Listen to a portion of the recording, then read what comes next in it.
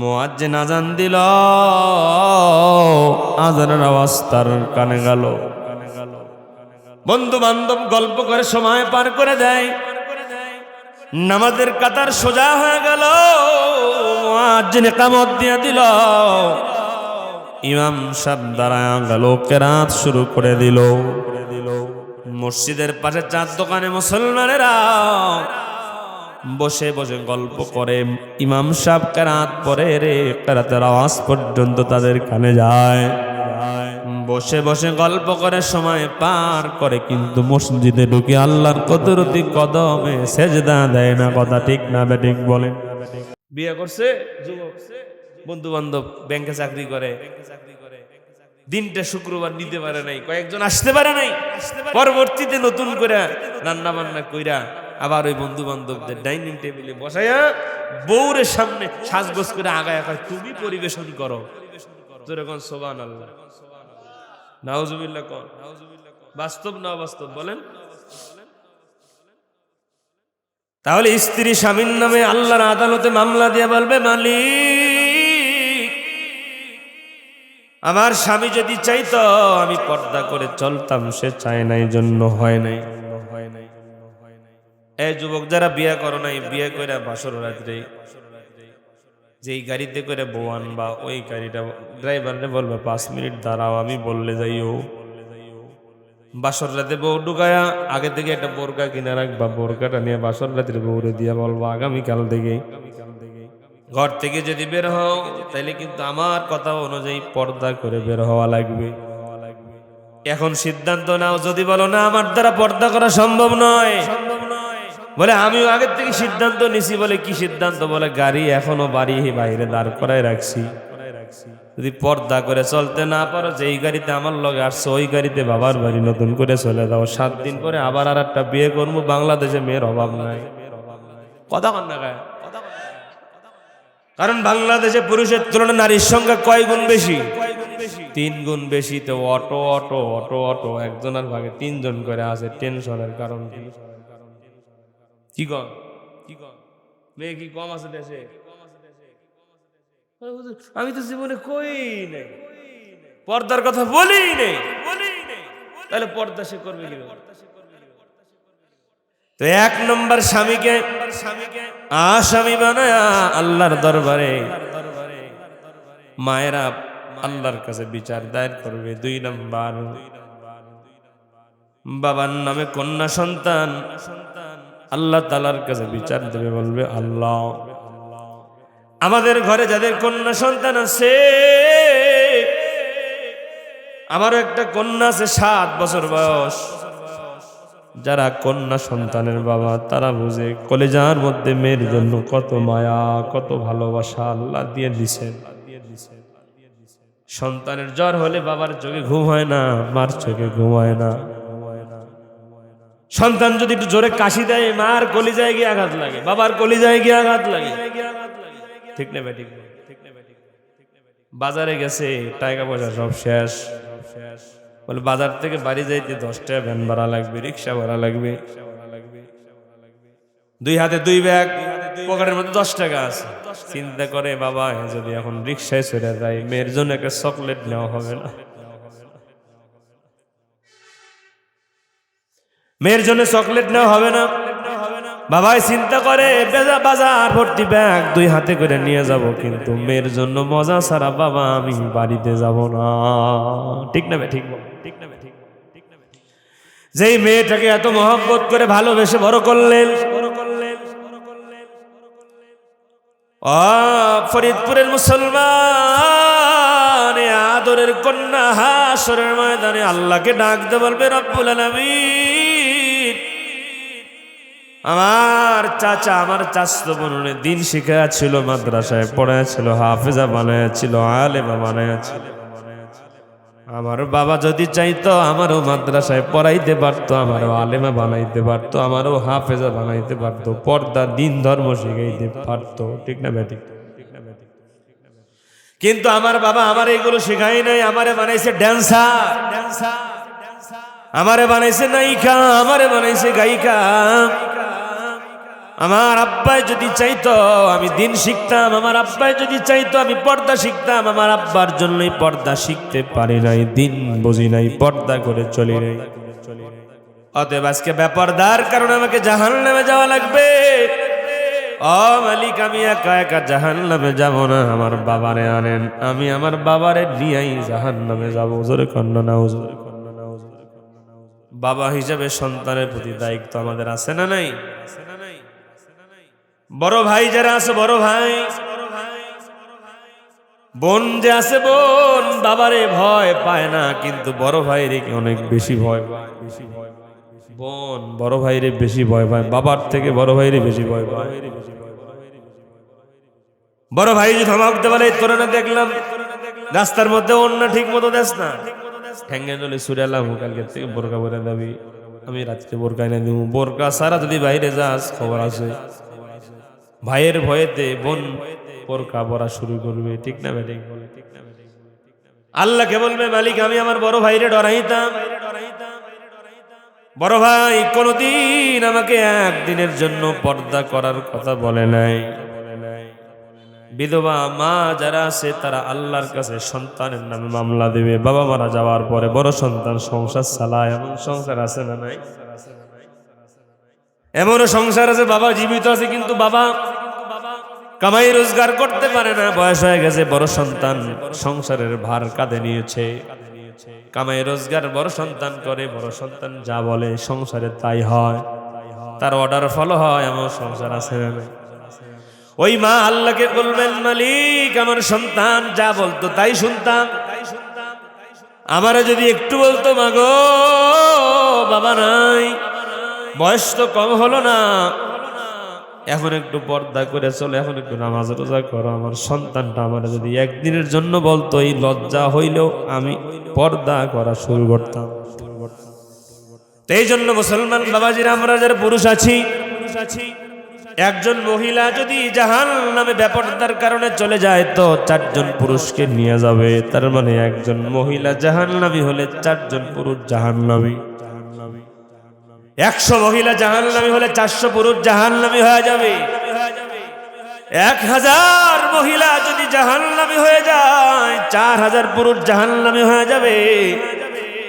একজন মহিলা যদি জান্নাতি হয়ে যায় 4 জন পুরুষ জাহান্নামের আগুন থেকে বেঁচে যাবে। আল্লাহু আকবার। 1000 মহিলা যদি জান্নাতি হয়ে যায় 4000 পুরুষ জাহান্নামের আগুন থেকে বেঁচে যাবে। এই জন্য পর্দা মহিলারা যে করে না, এর জন্য মহিলাদের থেকে পুরুষরা বেশি দায়ী। কথা বল না কেন? আমাদের দেশে পর্দার আইন না, এই দেশে ধর্ষণ হয় কি হয় না, ইপটিজিং হয় কি হয় না? দোষ কি ছেলেদের না মেয়েদের? বলেন না, সবাই বলেন। ছেলেদের দোষ কারা কারা? আরে হাতও তুলে না। আচ্ছা, মেয়েদের দোষ কারা কারা? কয় হুজুর আমি এও নাই ও নাই, কোন দিকে তুলবো কোন দিকে হবে, এই জন্য আমি মিডল পয়েন্টে। একজনে বলছে হাত কি নামাজে এনে বাঁধবে না এনে বাঁধবে। কিছু লোক হাত তুলছে, কিছু লোক হাত তোলে নাই। কারণ কিছু যারা হাত তোলে নাই এগুলো জিজ্ঞেস তোমরা হাত তোলে না, কারণ আমি তো নামাজই পড়ি না। এখানেই কি আর অনেক নামাজই পড়ি না।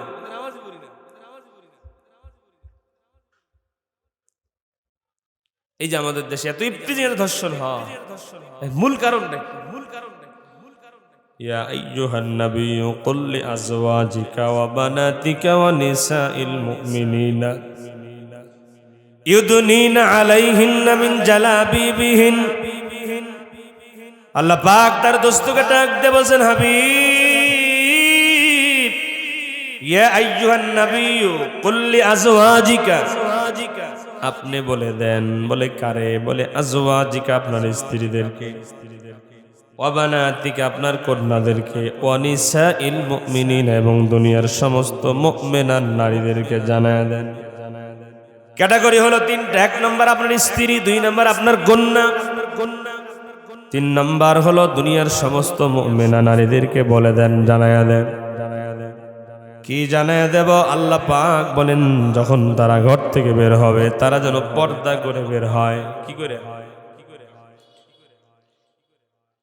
ইউদিনিনা আলাইহিন্না মিন জালাবিবিহিন্না, তারা যেন বড় চাদর দিয়ে তাদের সৌন্দর্যকে ঢেকে বের হয়। যদি বের হয় কি লাভ হবে? আল্লাহর পরিষ্কার করে বলছেন যালিকা আদনা আইয়ুরাফনা। আল্লাহ বলেন তখন দুনিয়ার মানুষগুলো তাদেরকে দেখে চিনতে পারবে, চিনবে। বলে তারা মহিলা এটা চিনবে? বলে না না, মহিলা তো এমনি বোঝা যায়, বোরকা পরলেও মহিলা চেনা যায়, না পরলেও চেনা যায় এটা মহিলা। তাহলে কি চিনবে? মুফাসসিরিনে কেরাম বলেন দুনিয়ার মানুষগুলো জানবে এই মহিলাটা নেককারিনী নারী, সতী নারী, সাধবী নারী, আল্লাহ ভীরু নারী। আল্লাহ পাক আরো পরিষ্কার করে বলছেন দুনিয়ার মানুষ যখন জানবে এই নারী হলো আল্লাহ ভীরু নারী, সতী নারী, সাধবী নারী, তো কি লাভ হবে? আল্লাহ পাক পরে বলছেন ফালা ইউযাইন, সুতরাং অতএব ওই নারীগুলোকে দুনিয়ার কোনো মানুষ উত্ত্যক্ত করবে না, ইফটিজিং করবে না। জোরে বলেন সুবহানাল্লাহ। কার কথা? কার কথা? আল্লাহ বলছেন যদি নারী পর্দা করে বের হয় কোন পুরুষ তাকে ইফটিজিং করবে না, রাস্তাঘাটে ক্রিটিসাইজ করবে না।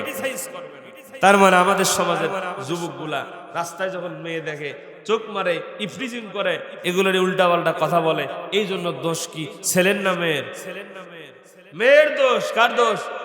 বলে কেন? বলে মেয়ে যদি পর্দা করে আসতো, মুখটা ঢেকে আসতো, বোরকা পরে আসতো, ছেলে ওরে দেখতেও না, ওরে নিয়ে উল্টাপাল্টা কথা বলতো। জোরে কন না কেন? একটা মেয়ে দোষীটা কখন হয়? রাস্তার মধ্যে ৮-১০ জন বখাটে ছেলে, এর মধ্যে ২-১ জনের বাবার টাকার অভাব নাই, আবার কারো বাপ চেয়ারম্যান, কারো বাপ এমপি মন্ত্রী, তাদের সামন দিয়ে সুন্দরী একটি মাইয়া সাজগোজ কইরা অর্ধলঙ্গ অবস্থায় যখন যায় তখন জিগায় একেরে মাইয়াটা কিডা? তখন দেখে যে অমুক রিক্সাওয়ালার মাইয়া, অমুক সিএনজিওয়ালার মাইয়া, অমুক সবজি বিক্রেতার মাইয়া, দুর্বল ফ্যামিলির মাইয়া। যখন সম্পদওয়ালা ক্ষমতাওয়ালার ছেলেরা টের পায় তখন মেয়েকে নানান ভাবে আগে প্রস্তাব দেয়, অপকর্ম করা। যখন রাজি হয় না তখন জোরপূর্বক ধর্ষণ করে, রাস্তাঘাটের চিপায় চাপায় গলায় দড়ি দিয়া পেঁচায়া বিভিন্ন কায়দায় হত্যা করে রাস্তার পাশে ফালাইয়া দিয়ে আসে। ঠিক না ব্যাটি? সমাজের বাস্তবতা এগুলো। বলে এই মেয়েটা যদি পর্দা করে রাস্তায় বের হতো তাহলে কোন ছেলে তাকে দেখতো না, ওর প্রতি আকর্ষণও আসতো না, কুপ্রস্তাব দেওয়ার সুযোগ পেত না। মেয়ে মানুষ রাস্তাঘাটে দেখলে শয়তানে ওয়াসওয়াসা দেয়, অন্তরে আকর্ষণ আসে কি আসে না? কথা কয় না। এটা সুন্দরী মাইয়া রাস্তায় দেখলে আকর্ষণ তৈরি হয় না? এখন তো বলতে হুজুর যে আমার হয় না। তা আপনার যদি না হয় তা আপনি তো হারবাল কোম্পানির লোক, হবে না কেন? এটা তো আল্লাহর দেওয়া নিয়ামত। কার নিয়ামত এটা? নারীর প্রতি পুরুষের আকর্ষণ, পুরুষের প্রতি নারীর আকর্ষণ কার দেওয়া? আরে কথা বলেন না, কার দেওয়া? এই আকর্ষণ যদি না থাকতো বৃদ্ধ বয়সে দাড়ি পাকা লোক রিক্সা চালায় বউ রেখে। কথা বলেন, এটা আল্লাহর দেওয়া নিয়ামত। এজন্যই তো আল্লাহ বলছেন আলাদা আলাদা থাকো। নারী শিক্ষা আলাদা, পুরুষ শিক্ষা আলাদা। আমাদের আহমদ শফি সাহেব হুজুর বলছিলেন না যে মেয়েদেরকে ক্লাস 5 পর্যন্ত পড়াও, আর বেশি পড়ানোর দরকার নাই। যদি পড়াইতে হয় তাহলে মেয়েদের শিক্ষা আলাদা, পুরুষের শিক্ষা আলাদা করো। ব্যাককল মহিলা বুঝলো না, তখন বললো তেতুলুজু।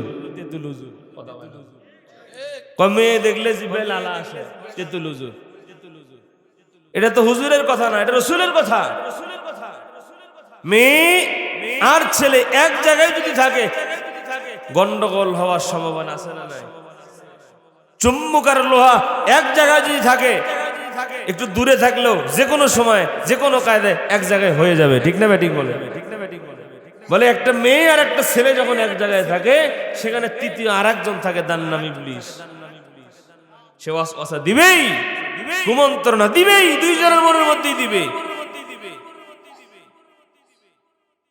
আমাদের বুঝতে হবে, দিন বোঝা লাগবে। আমাদের দেশে তো দর্শন হয়, ইফতিজিং হয়, এর পিছনে মূল কারণ হলো বেপরদা। ঠিক না ঠিক বলে? আল্লাহ পাক পর্দা করে আমাদের মায়েদের চলার তৌফিক দান করেন। জোরে বলেন আমিন। আসেন ভাইরা, সংক্ষিপ্ত সময় সংক্ষিপ্ত কিছু কথা। আমি একটা আয়াত পড়ছিলাম, ওই আয়াতের মধ্যে একটা শব্দ আছে, শব্দটার নাম হলো জিকির। কি শব্দ? সবাই বলি কি শব্দ? কষ্ট হচ্ছে আপনাদের? জিকির শব্দ। এই যে জিকির শব্দ বলছেন, জিকির বলার সাথে সাথেই আমলনামায় 30টা নেকি আমার মালিক লিখে দিয়েছেন। সুবহানাল্লাহ। আমরা জানি জিকির হলো লা ইলাহা, জিকির হলো সুবহানাল্লাহ, আলহামদুলিল্লাহ। বলে আল্লাহ পাক রব্বুল আলামিন 30 পারা কোরআনে যত আয়াতে জিকির শব্দ নাজিল করেছেন, মুফাসসিরিনে কেরাম এর 5টা ব্যাখ্যা করেছেন। কয়টা? আরো জোরে বলেন কয়টা? ইনশাআল্লাহ অল্প সময় আমরা 5টা ব্যাখ্যা শুনবো এবং জানবো। এখান থেকে যেগুলো আমল করার মতো সেগুলো আমরা আমাদের জিন্দেগিতে ফিট করব বলি ইনশাআল্লাহ। 1 নম্বর জিকির শব্দের ব্যাখ্যা হলো, আল্লাহ পাক বলছেন ইন্না নাহনু নাযালনা যিকরা ওয়া ইন্না লাহু লাহাফিজুন ওয়া ইন্না লাহু লাহাফিজুন।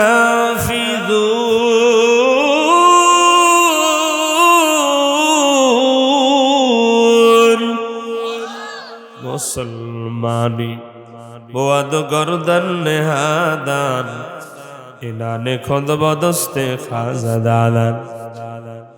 ও দুনিয়ার মুসলমান বাবাজিরা আমার, একটু আয়াতের দিকে খেয়াল করে। আল্লাহ বলেন ইন্না নাহনু নাযালনা যিকরা, জিকির শব্দ আছে না নাই? আল্লাহ বলেন নিশ্চয় আমি আল্লাহ জিকির নাজিল করেছি। কি নাজিল করেছি? জিকির নাজিল করেছি। বলে জিকির নাজিল করেছেন, তার মানে কি? ব্যাখ্যা কি মুফাসসিরিনে কেরাম বলেন, এই দুনিয়ার মানুষ শোনো, আল্লাহ পাক যে বলছেন জিকির নাজিল করেছেন, এই জিকির শব্দের ব্যাখ্যার নাম হলো কোরআন। জোরে বলি সুবহানাল্লাহ।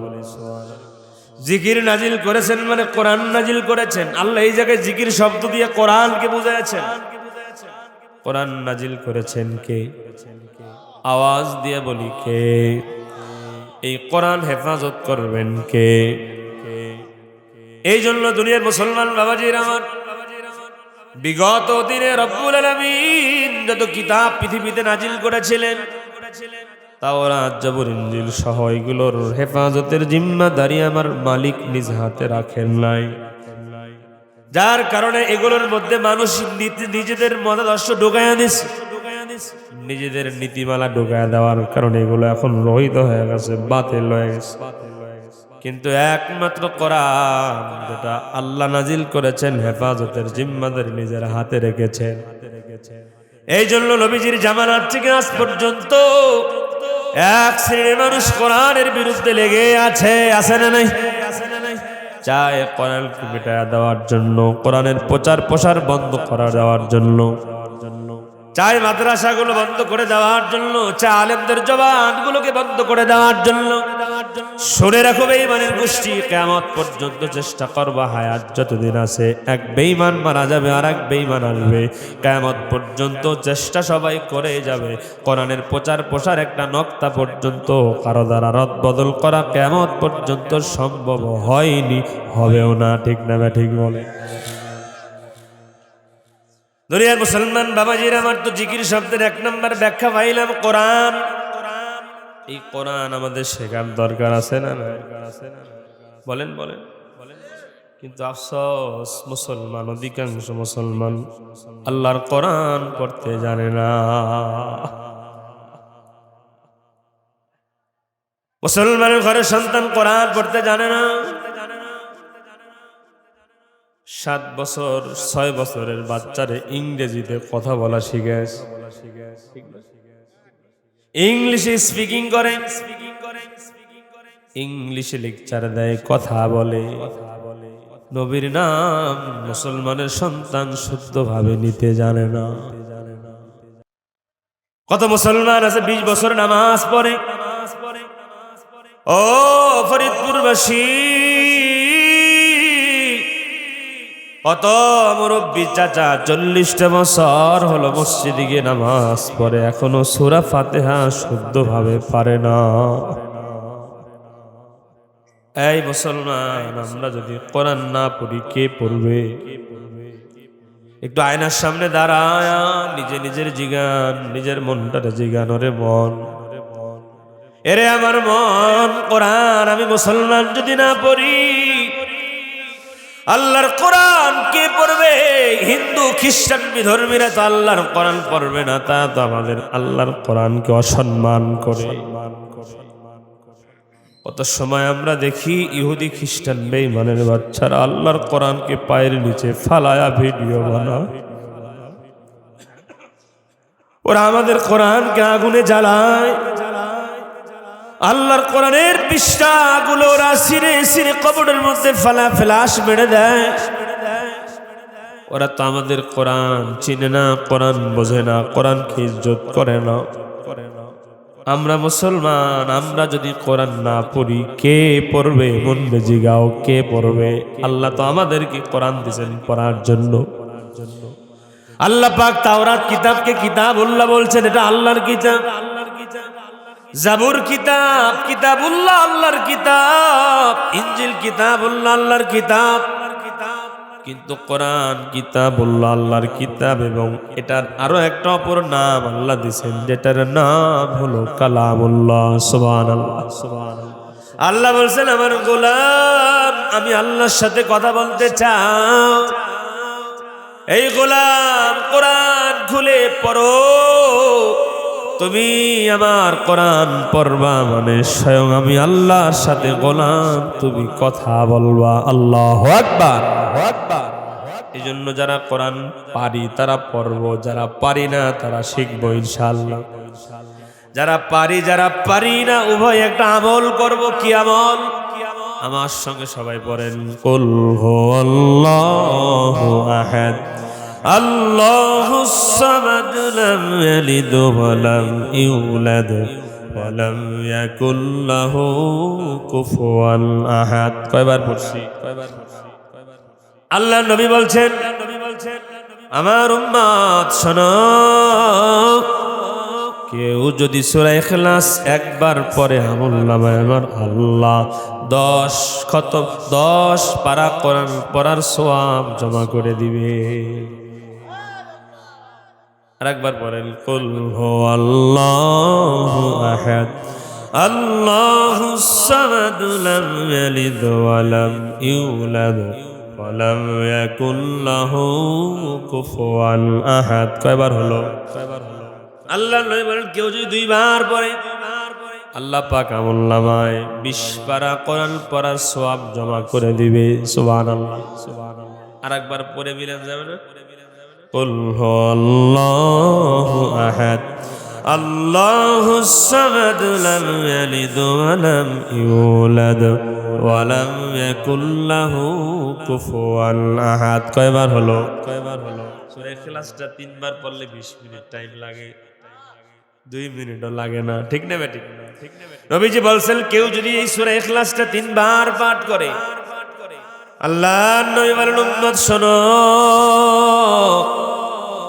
আল্লাহ পাক রব্বুল আলামিন আমলনামায় পূর্ণ 1 খতম কোরআন পড়ার সওয়াব জমা করে দিবে। সুবহানাল্লাহ, সুবহানাল্লাহ। প্রত্যেক দিন নিয়ত করি ঘুমানোর আগে কমপক্ষে সূরা ইখলাসটা কয়বার পড়বো? 6 বার পড়লে 2 খতম, 9 বার পড়লে কমপক্ষে 3 বার পড়বো ইনশাআল্লাহ। বলি ইনশাআল্লাহ। আরে আল্লাহ যদি আমাকে জিগায়, এই আব্দুর রহমান 40 বছর 60 বছর হায়াত দিছিলাম, হিসাব দিয়ে তো জান্নাতে যেতে আমরা পারবো না। আল্লাহ বলবে, গোলাম দেখ কি আনছো আমার লেগে, কি আমল আনছো, দাও, যেটা আনছো ওটাই দাও। যদি বলি আল্লাহ নামাজ পড়ছিলাম, আল্লাহ বলবে কয় ওয়াক্ত? তুমি তো ফজরে আসো নাই। ঠিক না ঠিক বলে? একবার গেছো তো আর একবার যাও নাই। এবং যা পড়ছো, বেতের নামাজ পড়ছো, বাইশা ছিল 30 বছর, বলে দোয়া কোন তো পারোই নাই জীবনে, কোনদিন বেতের নামাজ ওইটা পড়োই নাই। কথা ভাই, কত মুসল্লি আছে দোয়া কুনুত পারে না, আসেনি? তাশাহুদ জানে না, নামাজ পড়ে। আল্লাহ বলবে নামাজ তো কবুল হয় নাই। বলবে আল্লাহ আমি জাকাত দিছিলাম। বলে তুমি তো জাকাত ঠিক মতো দেও নাই, তুমি তো জাকাতের লুঙ্গি দেছো। কথা বল না, জাকাতের লুঙ্গি নাই, এদিকে দোকানে বিক্রি করে না। দেখবেন জাকাতের লুঙ্গি জাকাতের শাড়ির থান আলাদা। কি কন কে ভাই, জাকাতের থান আলাদা কে? তার মানে ওর মধ্যে ডালবে কুচকালায়, ওর মধ্যে ভেজাল আছে। ওটা আলাদা কেন? আলাদা কেন? বলে ওটার দাম একটু কম, ওটার দাম একটু, তার মানে ওটা নরম সুতে দিয়ে পাতলা সুতে দিয়ে আলাদা করেই বানাইছে, এটা খয়রাত দেওয়া হবে। কথা বলেন না কেন? যারা লুঙ্গি দেয় শাড়ি দেয় ওদের জাকাত জীবনও আদায় হবে না, কিয়ামত পর্যন্ত আদায় হবে না। লিখে নেন ফরিদপুরের মানুষ, জাকাতের লুঙ্গি জাকাতের শাড়ি দিলে কিয়ামত পর্যন্ত জাকাত আদায় হবে না। আমি মাসালা দিয়ে গেলাম, কেউ যদি মাসালা উল্টায় ওরা আমার কাছে নিয়ে এসে। আরে ভাই আমি নিজের চোখে দেখছি, এক মহিলার লুঙ্গি দিছে 20টা। কারে দিছে? মহিলা লুঙ্গি পরে? আপনার এলাকার মহিলা লুঙ্গি পরে নাকি? মহিলারা দিছে লুঙ্গি। এখন এই মহিলা ঈদের দিনে চাল কিনবে, একটা মুরগি কিনবে, কিছু খাবার কিনবে, টাকা নাই, লুঙ্গি পাইছে 20টা। আপনি যদি একটা করে লুঙ্গি 200 টাকা দাও কিনেন, একটু বিবেকরে জিজ্ঞাসা করেন। এখন এই মহিলা মালিবাগ রেলগেটে দাঁড়াইছে, লুঙ্গিগুলো বিক্রি করবে। এখন মানুষ দাম বলতেছে 100 টাকা, 120 টাকা। আপনি কিনছেন 200 টাকা।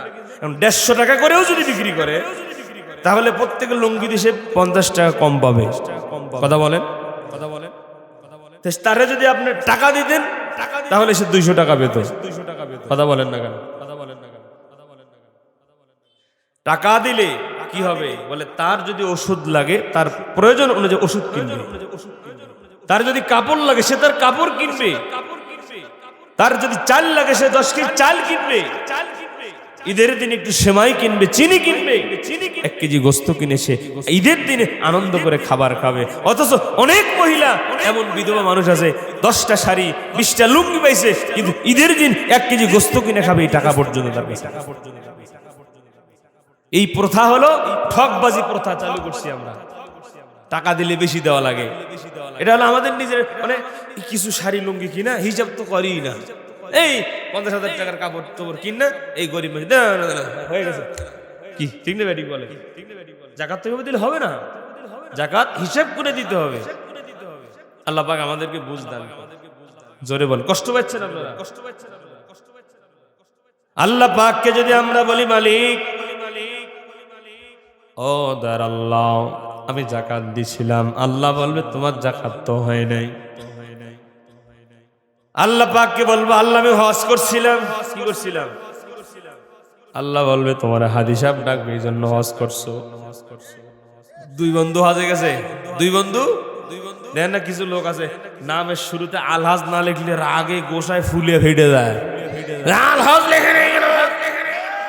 আল্লাহ বলবে তুমি তো নামের শুরুতে আলহাজ লাগানোর লেগেই হজ করছো। ঠিক না ঠিক বলে? আল্লাহ পাক রব্বুল আলামিন বলবেন হজ করছো, হজ কবুল হয় নাই। 2 বন্ধু হজে গেছে, হজ করে আসছে, কেউ আর হাদি সাহেব ডায় না, আগের নাম ধরে ডায়, চাচা ভাই অমুক করে। 2 জনে 10-15 লাখ টাকা খরচ করে হজ করলাম, কেউ হাদি সাহেব ডায় না রে, কষ্ট কই রে। 2 জনে বুদ্ধি করে দোস্ত নামাজ পড়ে তুমি আগে আগে হাইটে দোকানের কাছে যাবা, আমি রাস্তায় দাঁড়াবো, তুমি দোকানতে ডাক দেবে হাদি সাহেব চা খাইবানি? আমি বলো হাদি সাহেব দাঁড়ান, আমি আইতাছি। তুমি আবার হাদি সাহেব ডাকবা, আমি তোমার হাদি সাহেব ডাকবো। এরকম বুদ্ধিমান লোক সমাজে আছে না? না, হস্ত কবল হয় নাই। তো যাই হোক, একে একে আমার মালিক যদি আমাদের ইমান, আমাদের আমলগুলোকে নাকচ করে দেন, কি আল্লাহর কাছে পেশ করবো? এই জন্য যে আমলটা বললাম, সূরা ইখলাস প্রতিদিন কমপক্ষে কয়বার করবো ইনশাআল্লাহ। আমরা যদি আজ থেকে 1 বছর পরে মারা যাই, আল্লাহকে যদি ডাক দিয়ে বলতে পারি মালিক জীবনে কোনো আমল তেমন করতে পারি নাই, মালিক কিন্তু একটা হাদিস শুনছিলাম হুজুরদের জমানে, সূরা ইখলাস 3 বার পড়লে নাকি এক খতম কোরআন পড়ার সওয়াব হয়। যেদিন থেকে শুনছিলাম আজকে একটা বছর পরে মারা গেছি, আল্লাহ পৃথিবীর থেকে চলে আসছি, অর্থাৎ 365 দিন এই আমলটা করছিলাম। তার মানে আমি জানি আমার আমলনামায় 365 কোরআন খতমের সওয়াব আছে। ও মালিক, তুমি না ওসিলা করে মাফ করে দিবা। ও মালিক, আমার নামাজ নাই, রোজা নাই, হজ নাই, আল্লাহ তুমি ওসিলা ধরে মাফ করে দিবা। ও মালিক, কোরআন এই 365 খতমের বদলায় আমার দয়া করে মাফ করে দিয়ে কি জান্নাতের চাবি দেওয়া যায় না? আমার মন সাক্ষী দেয়, এমন একটা আমলও যদি আল্লাহর দেখাইতে পারি, মালিক খুশি হইয়া বান্দারে মাফ করে জান্নাতের গেট দিয়ে ঢোকার পারমিশন দিয়ে দিবে। হিসাব দিয়া জান্নাতে যাওয়ার কোন শক্তি আমাদের আছে? এই যে পানির গ্লাস, এই পানির বোতল 20 টাকা। কয় টাকা? কতক্ষণ না খায়? আমার দুঃখ, বাংলাদেশ সবচেয়ে বেশি হলো পানি কিনে খাওয়া লাগে। কয় কেজি? হাফ কেজি 500 গ্রাম, ওই তো হাফ কেজি। হাফ লিটার পানির দাম এদের ব্যবসা বাংলাদেশ। যেই দেশে এক হাত খুললেই পানি পাওয়া যায়, কথা না খুললেও পাওয়া যায়, গর্ত খোঁড়াও লাগে না, পানির অভাব আছে বাংলাদেশে। এই দেশে পানি 500 গ্রাম পানি 20 টাকা। সব বাটপারি। এমনও টিউবওয়েলের পানি আছে বোতলের চা ভালো। আমরা আবার চটি ভদ্র। কি ভদ্র?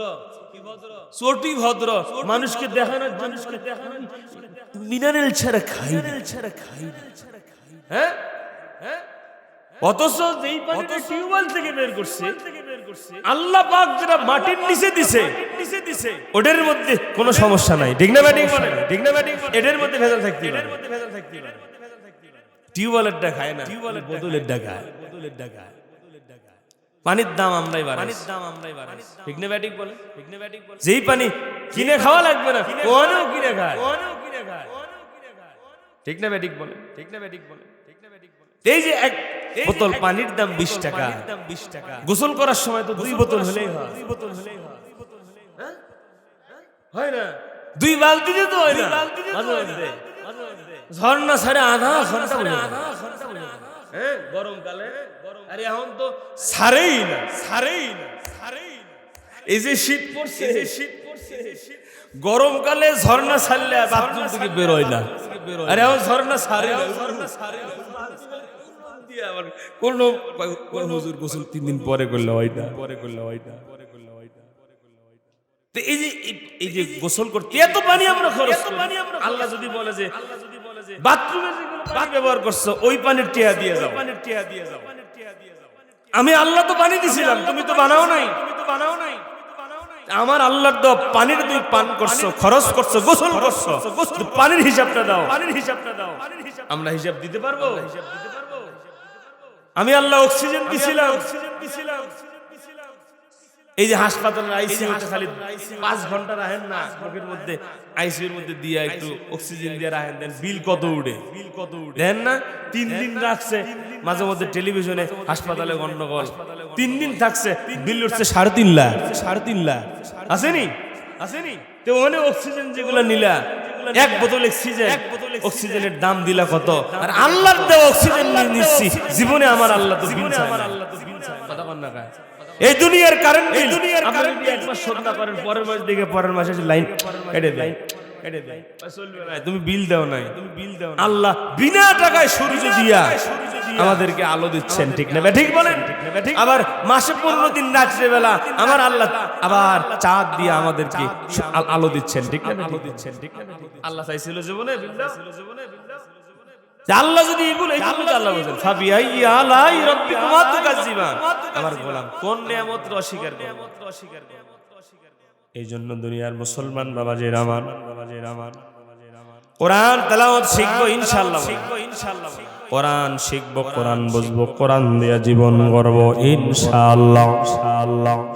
আসেন বাবাজির আমার, 10 মিনিটের মধ্যে মোনাজাত দিয়ে দিব। আও ফরিদপুরবাসী, জিকির শব্দের এক নাম্বার ব্যাখ্যা হলো কোরআন, 2 নাম্বার ব্যাখ্যা আসেন আল্লাহ বলেন ফাযাক্কির বিল কুরআনি মাইয়াখাফু ফাযাক্কির বিল কুরআনি মাইয়াখাফু ওয়াঈদ।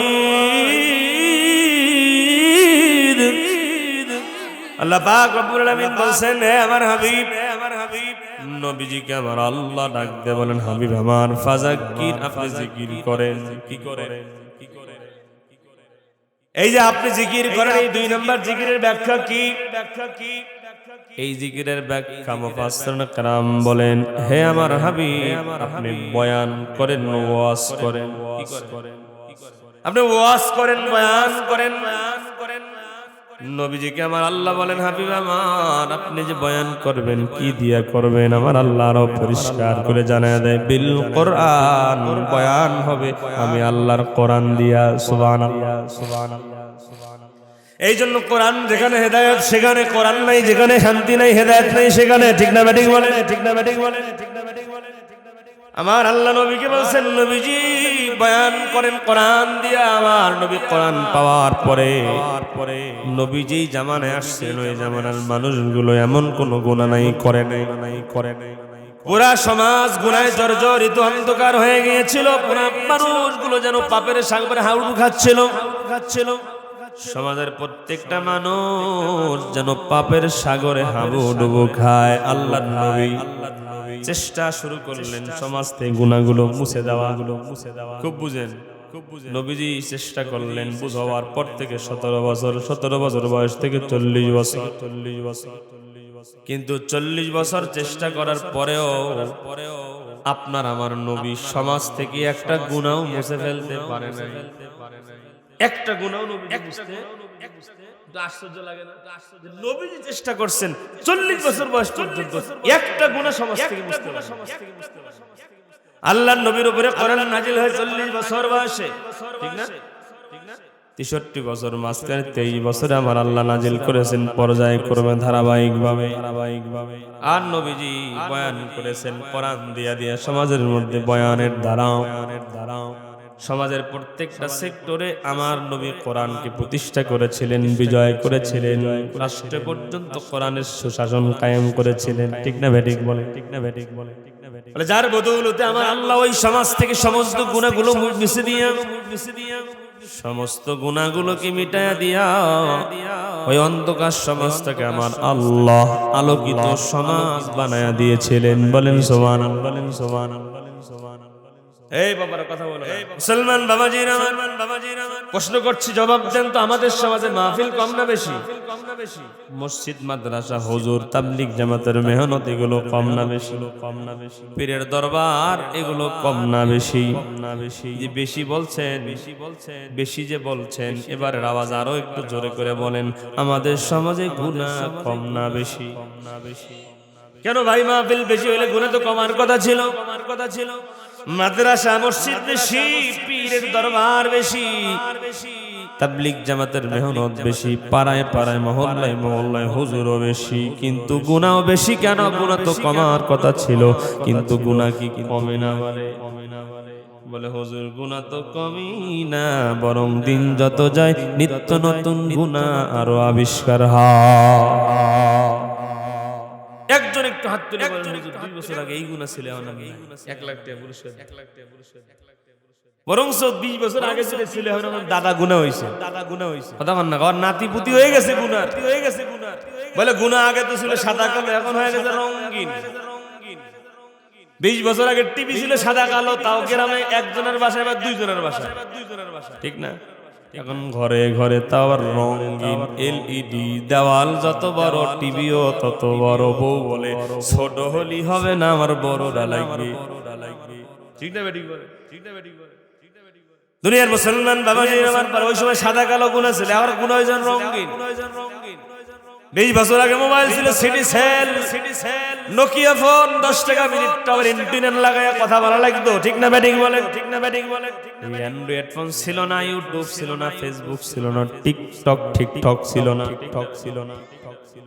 এখন আমাদের সমাজে নিত্য নতুন গুনার রাস্তা ওপেন হয়ে যায় কথা কন না কেন ঠিক না বেঠিক বলেন এগুলো বাস্তব না অবাস্তব বলে এই বাংলাদেশ থেকে দুর্নীতি বন্ধ হয় নাই চাঁদাবাজি বন্ধ হয় নাই সন্ত্রাসী বন্ধ হয় নাই মানুষ হত্যা বন্ধ হয় নাই দর্শন বন্ধ হয় নাই চুরি বন্ধ হয় নাই ডাকাতি বন্ধ হয় নাই এক কথায় একটা অপকর্ম আজ পর্যন্ত এই জমিন থেকে মুছতে আমরা পারি নাই ঠিক না বেঠিক বলেন মাহফিল দিয়ে তাইলে বলতে লাভ তাইলে কি মাহফিলের দরকারটা কি বন্ধ করে দেন লাভ নাই সেটা আমি বলি নাই ও ফরিদপুরের যুবকেরা শোনো মাহফিল দিয়ে লাভ আছে লাভ কি লাভ হলো অনেক যুবক আগে মুখের দাড়ি ছিল না বয়ান শোনার পর অনেক যুবক মুখের মধ্যে দাড়ি রেখেছে আগে নামাজ পড়ে নাই বয়ান শুনে নামাজ ধরেছে আগে পর্দা করে নাই অনেক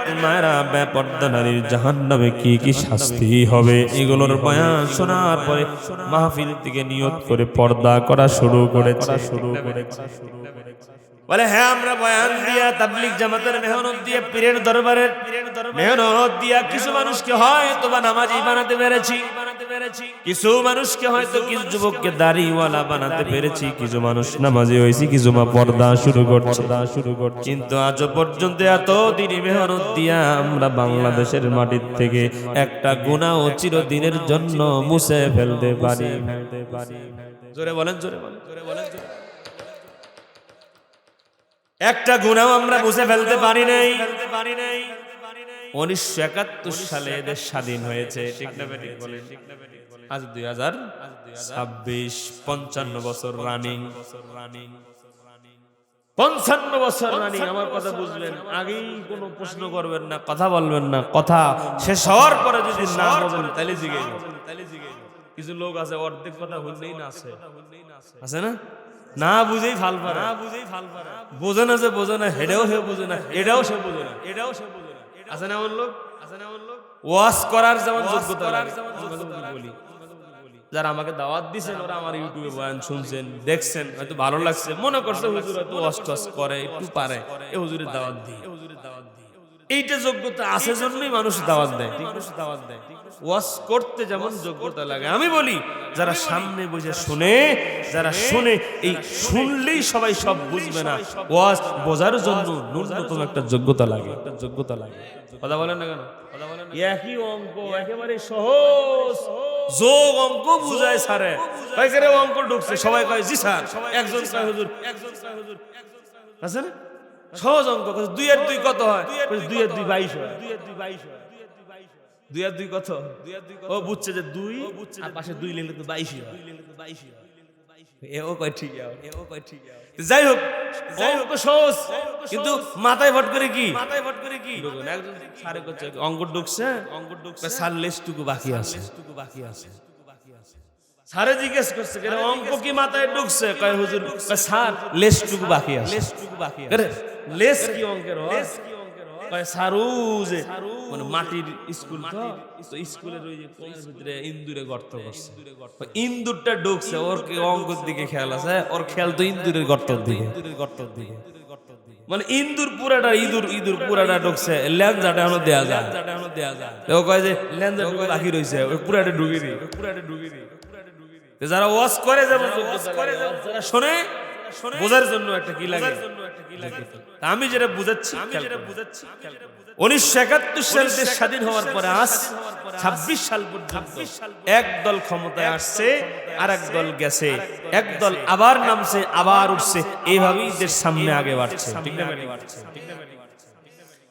কোন দলই আজ পর্যন্ত এই নিশ্চয়তা আমাকে দিতে পারে নাই আমার মেয়ে কলেজ থেকে নিরাপদে ইজ্জত ঠিক রেখে হেফাজতে রেখে ঘরে ফিরবে এই রাষ্ট্র এখন পর্যন্ত এই নিশ্চয়তা আমাকে দিতে পারে না জোরে বলেন আমি এখানে মাহফিলে আসছি বয়ান করে বাড়ি পর্যন্ত যাব ওসমান হাদির মতো আমাকেও কেউ গুলি করে হত্যা করবে না এই নিশ্চয়তা এখন পর্যন্ত এই রাষ্ট্র আমাকে দিতে পারে না আপনার বেতনের টাকাটা আপনি বদরপুর মোড় থেকেই আপনার বাড়ি পর্যন্ত নিয়ে ঘরের ড্রয়ার পর্যন্ত রাখতে পারবেন এই নিরাপত্তা নিশ্চিত এখন পর্যন্ত এই রাষ্ট্র আমাকে কোন সরকারি দিতে পারে এক সরকার গেছে, এক সরকার আসছে, কোন সরকার দুর্নীতি বন্ধ করতে পারে নাই, ঠিক না বেঠিক? চাঁদাবাজি বন্ধ করতে পারে নাই, ধর্ষণ বন্ধ করতে পারে নাই, হত্যা বন্ধ করতে পারে নাই, বরঞ্চ অপকর্ম পাপাচার অফিসার যা আছে একটাও কমে নাই, বরং দিন যত যাচ্ছে আরো বাড়তেছে। জোরে বলেন ঠিক না বেঠিক? শুনে রাখো মুসলমান, যেইভাবে দেশ চলছে এইভাবে আবার সরকার গঠন হবে, এইভাবেই যদি চলে আরো 100 বছর যদি চলে, এই দেশ থেকে দুর্নীতি বন্ধ একটাও হবে না, একটা পাপ বন্ধ হবে না, একটা অপকর্ম বন্ধ হবে না, এক কথায় অবিচার অনাচার পাপাচার যা আছে আরো দিন দিন বাড়তেই থাকবে, একটাও কমবে না। তাহলে কমবে কেমনে? বলে কমবে তখন আল্লাহর জমিনের আল্লাহর গোলামেরা আল্লাহর আইনগুলো রাষ্ট্রে কায়েম করবে। জোরে বলেন না কেন? নবীজি সাল্লাল্লাহু আলাইহি ওয়াসাল্লাম 40 বছর বয়স পর্যন্ত চেষ্টা চালাইছিলেন সমাজ থেকে অপকর্ম দূর করার, অবিচার দূর করার, পাপাচার দূর করার, কিন্তু পারেন নাই। 40 বছর বয়স আল্লাহ কোরআন দিয়ে বলেন ফাযাক্কির, বয়ান করেন, ওয়াজ করেন, মানে কোরআন সমাজে বাস্তবায়ন করেন। কোরআন বাস্তবায়ন করেছেন সমাজ থেকে প্রত্যেকটা গুণগুলোকে মুছে দিয়ে আমার আল্লাহ ওই সমাজটাকে আলোকিত সমাজ বানায় দিয়েছিলেন, যেই সমাজকে বলা হয় খৈরুল কুরুনের সমাজ, আলোকিত সমাজ। এক ঘাটে বাঘ ছাগল পানি পান করছে, বাঘ ছাগলকে আক্রমণ করার সাহস করে নাই আল্লাহ। আমরাও যদি কোরআনের আইনগুলো বাস্তবায়ন করতে পারি, আল্লাহর কসম করে বলছি এই সমাজে চুরি থাকবে না। বলেন না কেন? ঠিক না বেঠিক? বলেন। এই সমাজে ধর্ষণ থাকবে না, এই সমাজে মানুষ মানুষকে হত্যা করতে পারবে না যদি আল্লাহর আইন বাস্তবায়ন হয়। আল্লাহর আইন কি? ওয়াকাতাবনা আলাইহিম ফিহা আন্নান নাফসা বিন নাফসি ওয়াল আইনা বিল আইনি ওয়াল আনফা বিল আনফি ওয়াল উযুনা বিল উযুনি ওয়াস সিন্না বিস সিন্নি ওয়াল জুরুহা। আল্লাহ বলেন আমি আল্লাহ লিখিত বিধান দিয়েছি। কি বিধান? লিখিত আমি আল্লাহ লিখে দিয়েছি। মানুষ যদি মানুষকে হত্যা করে, হত্যার বদলে তাকেও হত্যা করো। দাঁত নষ্ট করলে তার দাঁত নষ্ট করো, কান ছিঁড়ে ফেললে তার কান ছিঁড়ে ফেলো।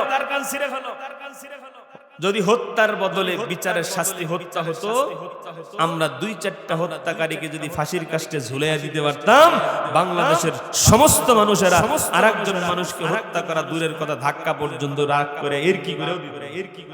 কথা বলেন ঠিক না বেটি? কথা বলেন ঠিক না বেটি? চোর চুরি করে বর্ডার দিয়ে পার হয়ে যায়, মানুষ মানুষ হত্যা করে বর্ডার দিয়ে পার হয়ে যায়।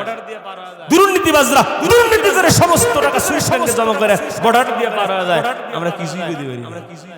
কথা বলেন না কেন? কথা বলেন না কেন? আর অন্য অন্য রাষ্ট্র যেগুলো বাহিরের রাষ্ট্র, আমরা বর্ডার পার হওয়া দূরের কথা, আপনার জেলা পার হতে পারবেন।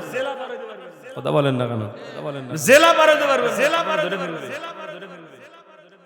আর আমাদের দেশের যারা নিরাপত্তা বাহিনী, এরাই তো অধিকাংশ বাটপা, এরাই বড় চোর, এরা দুর্নীতিবাজদের সাপোর্ট করে। এটা রাসূলের কথা। বাহিনী যখন বেশি হবে দুর্নীতি তখন বেশি হবে। বাহিনীর আমাদের দেশে অভাব নাই, আনসার বাহিনী, র্যাব বাহিনী, এখন তো কুত্তা বাহিনীও আছে, আসেনি? ডগ বাহিনী, ডগ স্কোয়াড আছে না, কুত্তা দিয়ে আসামি ধরে।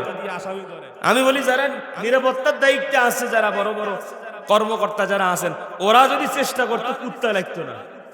কথা বল না, মানুষ পারে না, কি করবে? কুত্তে দিয়ে কাম চালায়। রাগ করিয়েন না বাবা, এগুলো রাগে গোসায় বের হয়।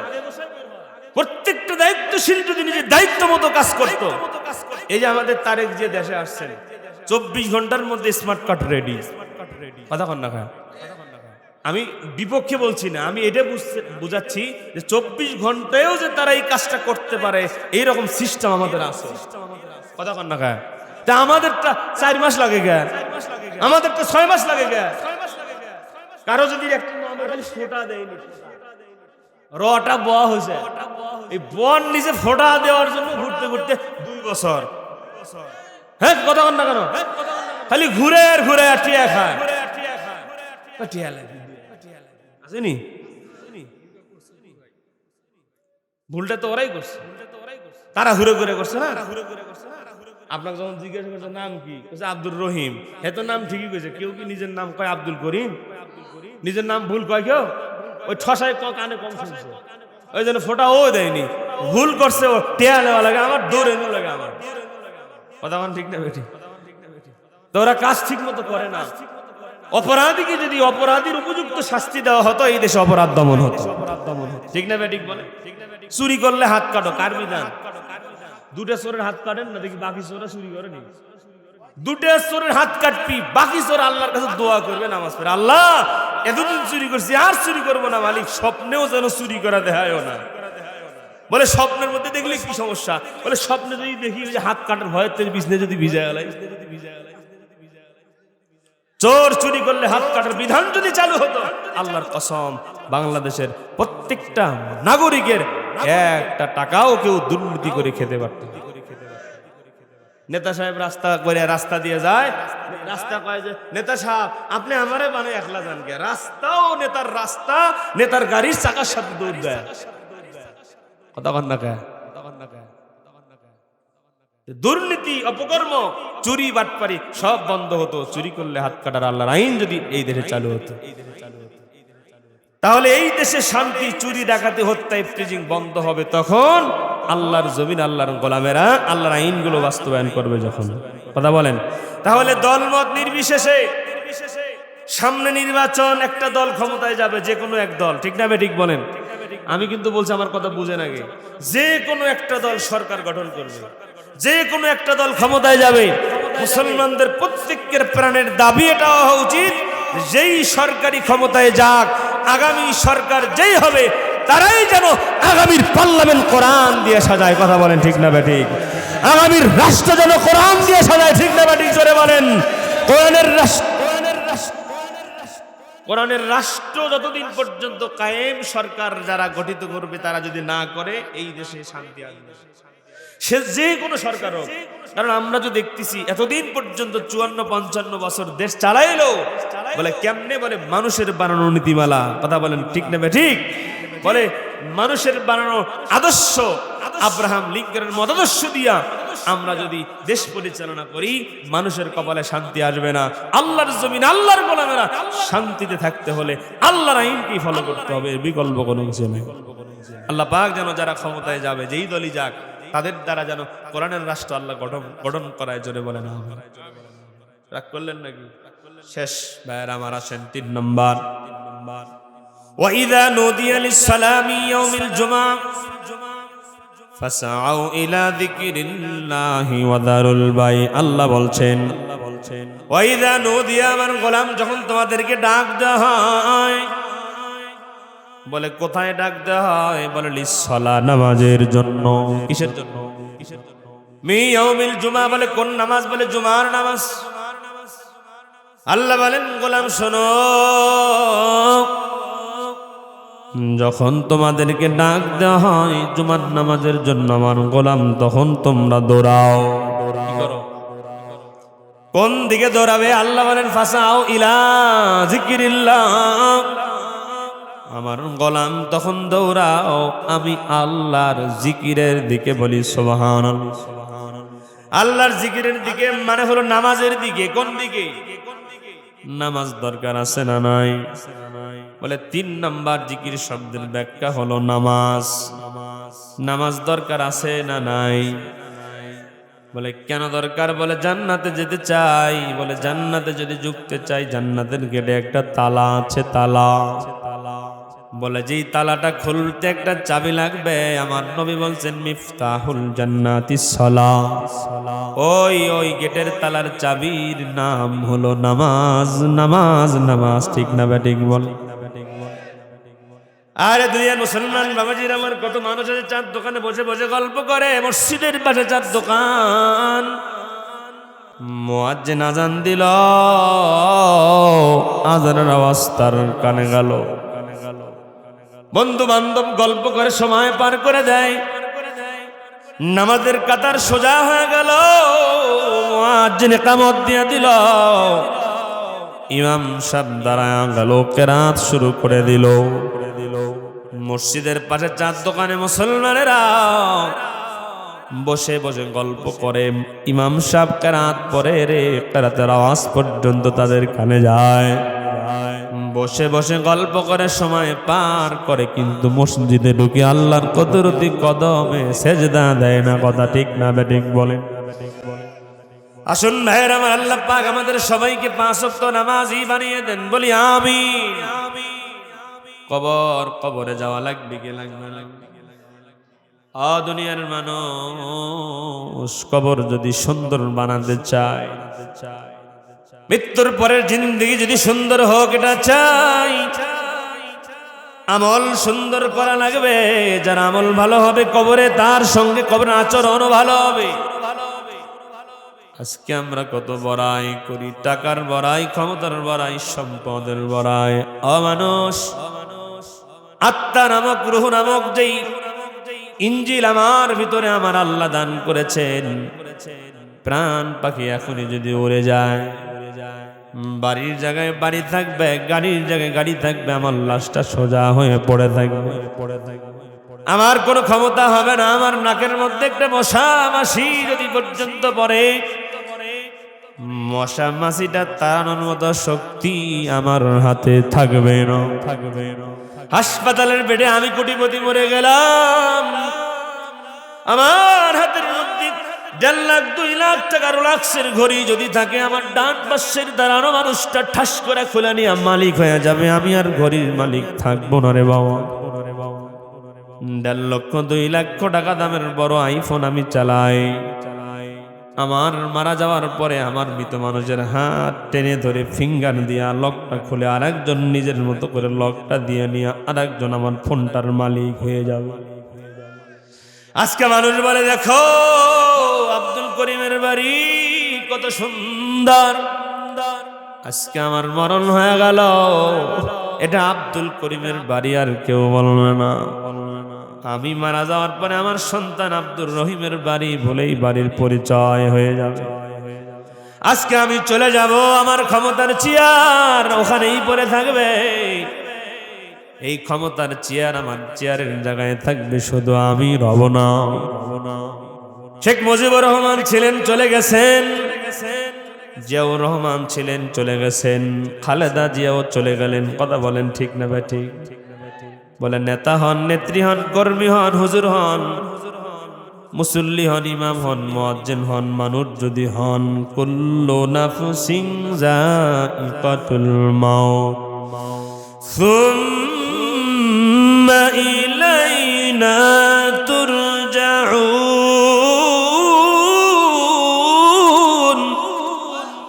মানুষ যদি আমরা হই, কুল্লু নাফসিন যায়িকাতুল মাউত, প্রাণ যদি আমাদের থাকে, প্রত্যেক জীবকে মৃত্যুর স্বাদ গ্রহণ করাই লাগবে। মরণ থেকে পালায়া যাওয়ার কোনো সুযোগ নাই, ঠিক না বেটি? মরণ থেকে যতই পালাও মরণ তোমায় লইবে ঘিরি, যদিও পালাও সুদূর আকাশ পানে সেটায় লাগায়া সিঁড়ি। মরণ থেকে পালায়া কেউ বাঁচতে পারে নাই, কেউ পারবেও না। মরণ যার যখন যেখানে লেখা আছে সেখানেই মৃত্যু সেখানে উপস্থিত হয়ে যাবে। কুল ইয়াতাওয়াফাকুম মালাকুল মাউতিল্লাযী উকিলা বিকুম, প্রাণ হরণকারী ফেরেশতা মালাকুল মাউত সময় মতো হাজির হবে, ঠিক না বেটি?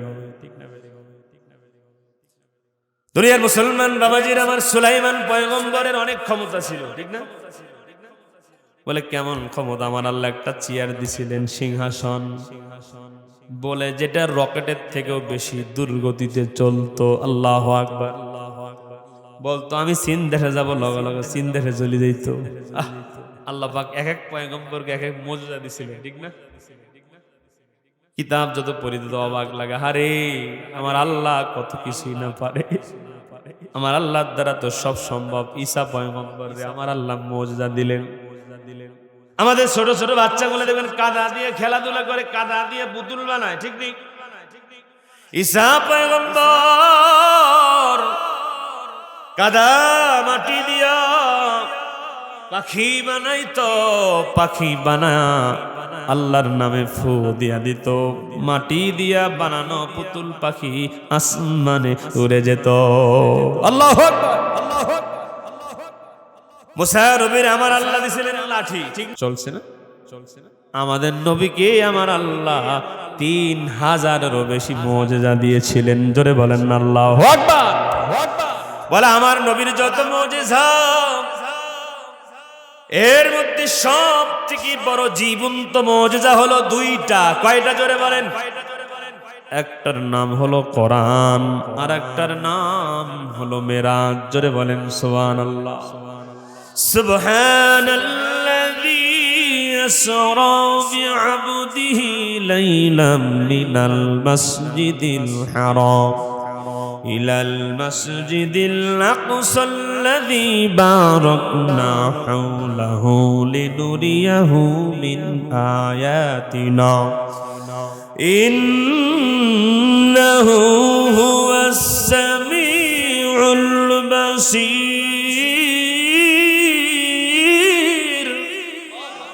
ও দুনিয়ার মুসলমান ইমানদার আল্লাহর গোলাম, আমার আল্লাহ তার দোস্তকে ইসরা করাছিলেন, ভ্রমণ করাছিলেন। বলে কোথায়? বলেন ইলাল মসজিদুল হারাম ইলাল মসজিদুল আকসা, মসজিদ হারাম থেকে মসজিদ আকসা পর্যন্ত। দুনিয়ার মুসলমান বাবাজির আমার, মেরাজের ঘটনার লম্বা ঘটনা আমি এটা বলবো না, শুধু শিক্ষার জন্য দুই একটা কথা বলে মোনাজাত দিয়ে বিদায় নিব। বাপ জানেন দুনিয়ার মুসলমান, আমার নবীকে আমার আল্লাহ তার কাছে ডেকে নিয়েছিলেন। আমার আল্লাহর কাছাকাছি যখন নবীজি গেছেন, বলে কতটুকু কাছে গেছেন? তীর মারে মানুষ, ধনুক দিয়ে তীর মারে। বলে দুইটা ধনুকের কোনা যখন তীরটারে টান দিলে যত কাছে আসে, মুফাসসিরিনে কেরাম বলছেন আমার নবী আমার আল্লাহর কাছে তার থেকেও বেশি নিকটে গেছে। জোরে কন্যা সুবহানাল্লাহ। আপনার আমার নবী, মায়ার নবী, এই নবীর উম্মতেরা শোনো যুবক, কোন নবীর কষ্ট দাও, কোন নবীর কষ্ট দাও? আমার নবী আল্লাহর কাছাকাছি এত নিকটে গেছেন, কিন্তু উম্মতরে বলে নাই। আল্লাহু আকবার। তোমার আজকে যদি ডক্টর ইউনূস ফোন করে, তুমি খুশি হইবা? তোমার বলে আমি তোমার লগে চা খামু। বাবার কথা মনে থাকবে না, মার কথা মনে থাকবে না, লাভ দিয়া উঠবে। ঠিক না ঠিক বলে? সেখানে আমার নবী আল্লাহর কাছাকাছি, আল্লাহ পাক তার দোস্তকে ডাক দেবেন, হাবিব আমার দোস্ত, আমার বাসায় আসছো, আমার ঘরে আসছো, আমার কাছে আসতো, আমার লেগে কি আনছো? বন্ধুর বাসায় বন্ধু যদি যায়, বন্ধু যদি কিছু না নিয়ে যায়, তো দোস্ত তুমি কি এর দোস্ত, আমার লেগে কিচ্ছু আনছো না, ঠিক না? মজা করে বলেন। আমার আল্লাহ আমার নবীরে বলছেন, আমার হাবিব, আপনি না আমার হাবিব, হাবিবুল্লাহ, আমার লেগে কি আনছেন? এত দূর থেকে জিবরাইলের মাধ্যমে আপনারা আমার নিকটে আনলাম, দুনিয়ার সবকিছু স্তব্ধ বানায় রাখছি, আমার কাছে আপনি আসবেন, আমি আপনার লগে কথা বলবো। আল্লাহু আকবার।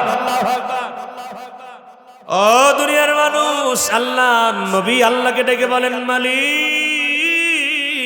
আমি খালি হাতে আসি নাই, আপনি খাবেন না আমি জানি, আপনি পান করেন না আমি জানি, আপনি তো এগুলোর থেকে পবিত্র।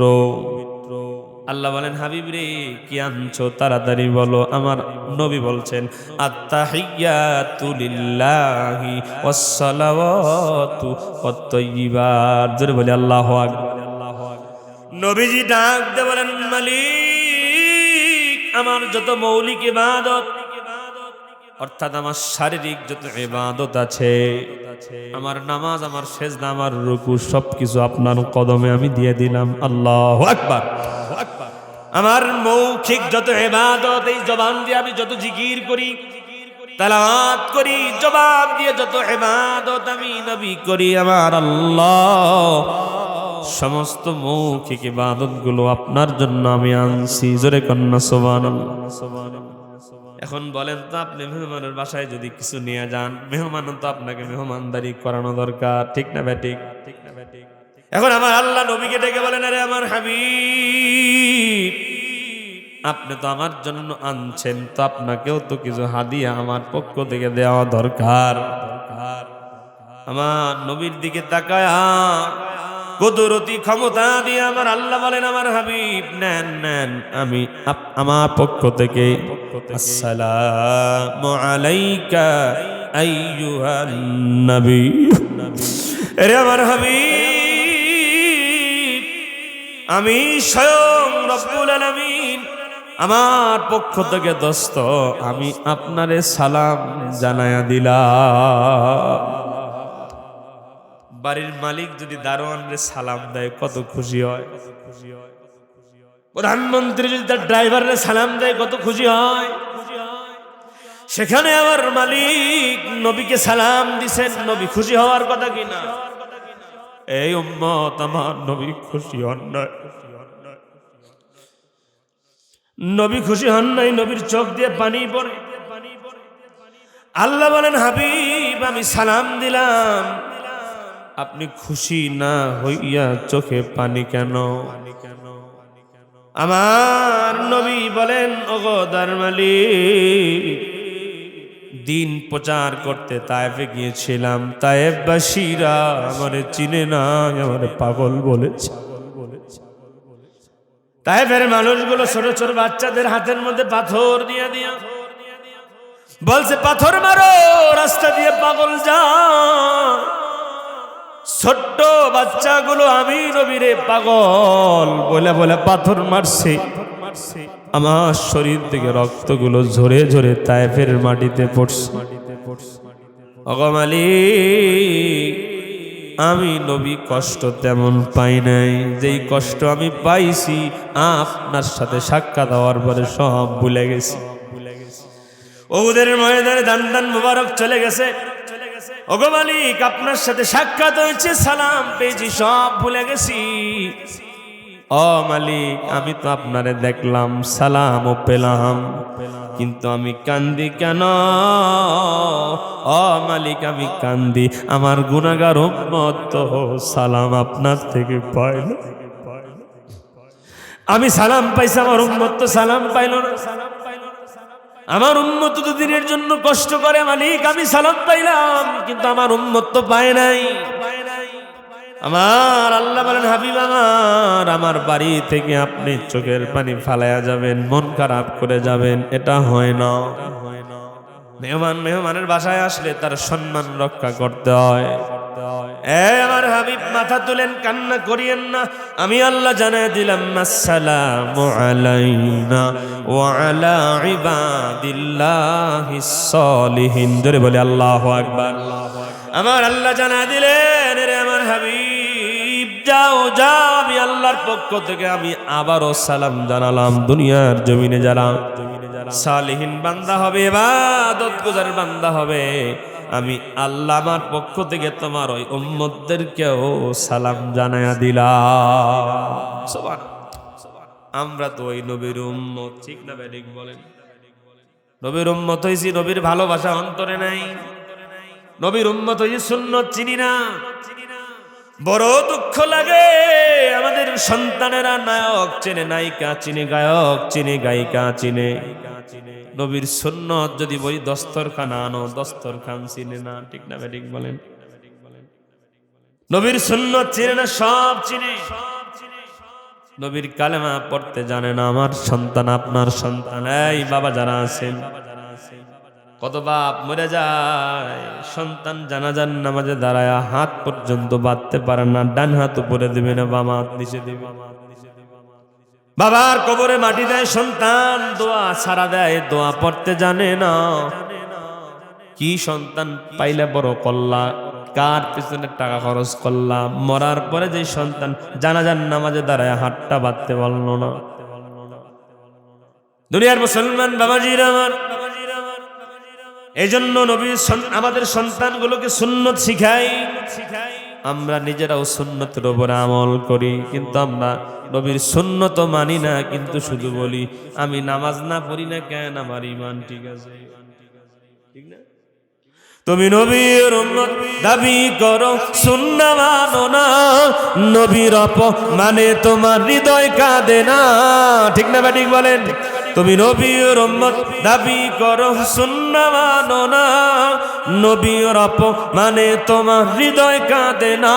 তুমি বিজাতীয় সংস্কৃতিতে সপেছ পরাণ, তুমি বিজাতীয় সংস্কৃতিতে সপেছ পরাণ। কেমন মুসলমান তুমি, কেমন মুসলমান, কেমন মুসলমান তুমি, কেমন মুসলমান, নামাজের সাথে নাই পরিচয়, পড়ো না কোরআন। কেমন মুসলমান তুমি, কেমন মুসলমান, ঠিক না? আসুন বাবাজিরা আমার, একটু নবীর সুন্নতগুলো দিয়ে জীবন সাজাই। নবীর সুন্নত জীবনে ধারণ করি, সুন্নতকে ভালোবাসি। নবী বলছেন, আমার উম্মত শোনো, আমি নবীর সঙ্গে জান্নাতে যদি থাকতে চাও, আমার সুন্নতের রশি গলায় লাগায়া ফালাও। মান হাব্বা সুন্নতি ফাকাদ হাব্বানি ওয়া মান হাব্বানি কানা মাই ফিল জান্নাহ। নবীর সুন্নতকে ভালোবাসলে নবীর ভালোবাসা হবে, আর নবীর ভালোবাসা হলে নবীর সঙ্গে জান্নাতে থাকার সুযোগ নবী করে দিবে। সুবহানাল্লাহ, নবীর সঙ্গে জান্নাতে থাকি, এটা আমাদের দিল চায় কি চায় না? তার নবীর সুন্নত দিয়া জীবনগুলো সাজানো লাগবে। ভাত খাই ডানাত দিয়া, অর্থাৎ খাবার যখন খাবো ডানাত দিয়ে খাবো, বাম হাত দিয়ে খাবো না ইনশাআল্লাহ। অনেক মানুষ অতি ভদ্রতা দেখায় চা খায় বাম হাত দিয়া, ঠিক না ব্যাটিক বলেন? আর বিড়ি খায় ডানাত দিয়া, এক হাতে বিড়ি এক হাতে চা, ডান হাতে বিড়ি বাম হাতে চা। অতি ভদ্র আছে না নাই? দুনিয়ার মুসলমান বাবাজির আমার, আমাদের সমাজে কিছু কুপ্রথা চালু আছে। আপনি মেহমানের বাসায় গেলেন, আপনার বিস্কুট দিয়েছে 3 পিস, কয় পিস? আঙ্গুর দিয়েছে 6টা। দেখবেন আমরা আঙ্গুর 5টা খাই, একটা রাহি, 5টা খাই একটা রাখছে পিরিসের মধ্যে। বিস্কিট 3টা, 2টা খাই একটা রাখছে। চিন্তা করে সবটি খাই, কেউ জীবন অনেক খায় না। সবটি খাইলে জীবন অনেক খাইছে না রে, যা দিস সব খেয়ে লাইছে। এই যে একটা আমরা ধারণা করে সব খাইছে, এই একটা রাইখে দিছেন আঙ্গুর ফল, একটা বিস্কিট। আপনার বাসায় মেহমান আসলে একটা যদি খাইয়া একটা রাইখে দেয়, এটিকে আপনি খাইবেন না ফালাবেন? আর খাইবো? আপনি একজনের বাসায় গেছেন মেহমান, আপনি ঝুটে করে রাখছেন, ওটা একজন খাইবো? ফালাই দিব, ডাস্টবিনে ফালাই দিব, ওটা খাইতো না। আপনার খাবার দিলে আপনার ঝুটা খাবার আরেকজন খাবে না, হয়তোবা 2-1জন খাইতে পারে, দিনদার ফ্যামিলি হলে খাবে। দুনিয়াদার তো আমাদের দুনিয়ার অধিকাংশ মানুষ দুনিয়াদার, খাবে না, ফালাইয়া দেবে। তাহলে আপনি একটু খাইয়ে একটু রাখলেন, নষ্ট হলো। এটা আমরা ভদ্রতা দেখাইতে গিয়া নবীর সুন্নত পালন করি না। নবীর সুন্নত যে প্লেট থেকে খাবে পুরা ডুব খাবে। যদি খাইতে না পারো আগে আলাদা করবা। আগে কি করবে? যখন দিয়ে গেছে তখনই অর্ধেক, বলেন না ভাই এত খাবো না, আপনি আরো 3টা আঙ্গুর রেখে আসেন, আমি 2টা খাবো। বিস্কিট 2টা কমান, আগেই কমান, তাইলে আর ওটা নষ্ট হবে না, ঠিক না বেটি? নবীর সুন্নত যা খাবে পুরা ডুব খাবে। ভাত পড়ে গেছে, কেউ যদি তুলে খায়, দেখছো জীবনে খায় নাই, ছোট লোক মাটির থেকে তুলে খায়। অথচ খাবারের মধ্যে বরকত যেটার মধ্যে বেশি, ওইটাই চট করে পড়ে যায়। ওইটাই তুলে খাইলা মানে বরকতটা তুমি নিয়ে নিলা। সুবহানাল্লাহ। ভাত খাওয়া শেষ, প্লেটটা চেটে চেটে মুছে খাও, হাড্ডিটা চাবায়া খাও। মানে কই দেখছো হাড্ডি কেমনে খায় রে, প্লেট কেমনে ছাড়ে, জীবনে মনে খায় নাই। দুধের পাতিল আছে না, যে বেটা চাটা পছন্দ করে না, ওটা ওরে চাটপাল লাগাইবে। দুধের পাতিল যত মোছে তত মিঠা লাগে। যে বেটা জীবনে পাতিল চাটেন নাই, দুধের জাল করা পাতিল, দেশি গাভীর দুধ, ওটা আজকে চাটবে। খালি আঙ্গুল ঘষবে না, মনে হবে যে আরো 1 ঘন্টা খালি এমনি করি। ঠিক না বেঠিক বলে? কি কথা বাস্তব কিনা? এর মধ্যে মজা আছে, মজা ভালোবাসা। নবীর সুন্নত আছে, সুন্নত। নবীর সুন্নত যেখানে শান্তি সেখানে, সুন্নত নাই যেখানে শান্তি নাই সেখানে, ঠিক না বেঠিক বলে? দুনিয়ার মুসলমান বাবাজির আমার, আমাদের এক হুজুর হোটেলে বসছেন, হাড্ডি চাবাইতেছেন, প্লেট চেটে খাইতেছেন। আমাদের দেশে কিছু ভদ্রলোক আছে, পা দিয়ে হুজুর দেখলেই ক্রিটিসাইজ করে। কিছু লোক আছে না, হুজুর দেখলেই কিছু না কইলে হয়, হুজুর দেখলে গায়ে জ্বালা মারা শুরু, ফসকা ওঠে। হুজুর গেল, কিছু কইলাম না, এটা হইলো? তো বলতেছে হুজুর দেন না, যে হুজুর রাস্তা দিয়ে জোরে যায় মাদ্রাসায়। হুজুর মাদ্রাসা আছে না আমাদের, ইমাম সাহেব মাদ্রাসার হুজুর একটু জোরে হাঁটতে গেছে, দেখছো দাওয়াত মনে হয় দূরে, আজকে খুব দৌড়ের উপর আছে। এমন আস্তে আস্তে আসতেছে, মন খারাপ বা পায়ে ব্যথা, একটু ফোড়া টোরা উঠছে, দেখছো খায় লোর বেরি বাড়তেছে না রে। বসে আছে, একদিন বসে আছে চুপচাপ, একটু মাথাতে হাত দিয়ে মাথাটা ব্যথা করতেছে দেখছো। ওই দিন দেখলাম না, ওই দিন দেখলাম দৌড়াচ্ছে দাওয়াতের জন্য, আবার দেখলাম ওই দিন খেয়ে লড়ি বেরি পারে না। আজকে মানে দাওয়াত টাওয়াত নাই রে, বহুত মন খারাপ। কি দোষ বেশি হুজুরের? কিছু লোক আছে হুজুরের কাছে লেগেই থাকে, হুজুর কোথায় গেল, এই জোহরে হুজুর আসেনি কেন, জোহরে কেন হুজুর আসেনি, এই মসজিদ সাহেব হুজুর কোথায় গেছে, আসেনি? তুমি ফজরে কোথায় গেছিলে? কথা কন না, তুমি কমিটির লোক তো ফজরে গেছিলে। আমি আমার মসজিদে একদিন ফজরে আসিনি, আমার নিয়ে এসে বলে আমি ডাইরেক্ট কমিটির লোকরে বলছি মসজিদের বয়ানে, ইমাম সাহেব ফজরে আসেন নাই, আপনার সার্চ করেন মিয়া কমিটির লোক কয়জন ফজরের নামাজ পড়ে। ইমাম সাহেব জীবনে কোনদিন ইচ্ছা করে ফজরের নামাজ পড়া অন্তত মহল্লায় থাকলে করেন। কি বলে? আর আপনি তুমি অ্যালার্ম দিয়েছেন 7টা বাজে, ইমানই তো নাই আপনার। অ্যালার্ম 7টা বাজে দিয়ে ঘুমাইছে কি? আমরা অফিস 8টায় যাই, বেড়াই অ্যালার্ম দিয়ে 7টা বাজে ফজরের নামাজ পড়বে না এই নিয়ত করেই ঘুমাইছে। আর ইমাম সাহেবের বিচার করতেছে কেডা কয় যারা ফজর নামাজ পড়ে না? আসেনি এমন লোক? খালি ইমাম সাহেব কই গেছে, ইমাম সাহেব কে? ইমাম সাহেবের সংসার নাই, ইমাম সাহেবের ফ্যামিলি নাই, ইমাম সাহেবদেরকে একটু আমাদের ভালোবাসা দেখাতে হবে, জায়গা করে দিতে হবে। আমরা নামাজে আসছেন, ইমাম সাহেব নাই, মুয়াজ্জিন তো নামাজ পড়াই দিবে, তো নামাজ পড়তে আসছেন, মহব্বত ভালোবাসাটা দেখাতে হবে, ঠিক না বেঠিক? রাগ করলেন নাকি আবার? এই বাস্তবতা এগুলো, খালি ইমাম সাহেব পিছনে লেগে থাকে। আমি দেখছি খুব খেয়াল করে যেই লোকগুলো ইমাম সাহেব, আমি তো আল্লাহর রহমতে 4-5টা মসজিদে করে আসছি, এখন যেখানে আছি আলহামদুলিল্লাহ সাভার আশুলিয়াতে 5 বছর প্লাস। এর আগে 2-4টা যে চেঞ্জ করছি, আমি দেখছি খোঁজ খবর নিয়ে একটু অনুসন্ধান করেও দেখছি যেই লোকগুলো ইমাম সাহেবের পিছনে এই যে সবসময় কাটিলারে, আমি দেখছি যে ওর বাচ্চাটাও মানুষ হয়, ওর বউ ওর কথা শোনে না, ওর মেয়ে ওর কথা শোনে না, উচ্ছৃঙ্খল হয়ে গেছে। এই জন্য বলি যারা ইমাম সাহেবের পিছনে হুজুরের পিছনে কাটিলারেন, যে সময়টা নষ্ট করেন ওই সময়টা নিজের বউ বাচ্চার পিছনে দেন, কাজে লাগবে।